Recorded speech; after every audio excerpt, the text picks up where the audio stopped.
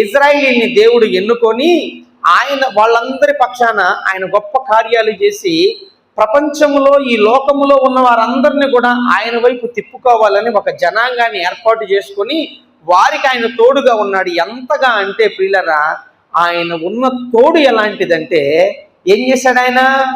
ఐగుప్తులో దాదాపుగా 430 సంవత్సరాల బానిసత్వం నుంచి విడిపించి ప్రియులరా, వారి కోసం ఐగుప్తులో అంతా ఇంత కాదు ప్రభువారు చేసింది, అంతా ఇంత కాదండి, అర్థమైందా? ఆ తర్వాత ఏం చేశాడు? ఆ తర్వాత ప్రియులరా, ఆరిని ఎర్ర సముద్రం దగ్గరికి తీసుకొస్తే ఆ ఎర్ర సముద్రాన్ని 2 పాయలుగా చేశాడు. ఆరిన నేల మీద వారిని నడిపించాడు. గొప్ప గొప్ప కార్యాలండి. ఏ దేవుడుగా పిలువబడేటటువంటి ఎవ్వరు చేయలేనటువంటి కార్యాలు ఇంకా చెప్పాలి అని అంటే ఆ పరిశుద్ధ బైబిల్ గ్రంథములో జరిగించిన ప్రతి కార్యము నేటికి కూడా సజీవ సాక్షిగా ఉన్నాయి భూమి మీద. అలాంటిది ఎక్కడా లేదు, అర్థమైందా?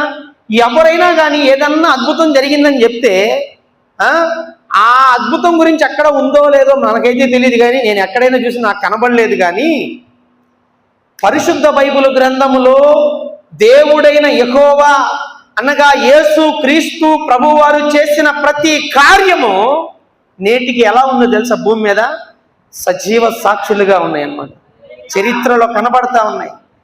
యొక్క ఎర్ర సముద్రము 2 పాయలుగా విడవబడింది. ఈ రోజు కూడా అది ఆధారాలు ఉన్నాయి ప్రియుల. ఆ తర్వాత ఆయన ఏం చేశాడు? రాత్రి అగ్నిస్తంభమై ఉన్నాడు, పగలు మేఘస్తంభమై ఉన్నాడు. బండలో నుంచి నీళ్ళు ఇచ్చాడు, యోర్దాను నదిని ఏకరాశిగా ఆపాడు, ఎరికో గోడలని కూల్చాడు. అర్థమైందా? ఇలా చెప్పుకుంటూ పోతే ఆయన చేసినటువంటి కార్యాలు వివరించడానికట ఆకాశమంతా కూడా ఒక పుస్తకం, అంటే ఒక పేపర్ అయ్యి ఈ భూమి మీద ఉన్న నీరంతా కూడా యొక్క సిర అయితే రాయటానికి సరిపోవంట. దేవునికి స్తోత్రం, హల్లెలూయా. ఇంత గొప్పగా దేవుడు ఏం చేశాడంటే ఇజ్రాయేలీల పట్ల గొప్ప గొప్ప కార్యాలు చేశాడు. కానీ ఆ ఇజ్రాయేలీలట దేవునికి ఎలాంటి వారంట? ద్రాక్ష తోట అంట. అయితే ఆ ద్రాక్ష తోట ఏం చేసింది? కారు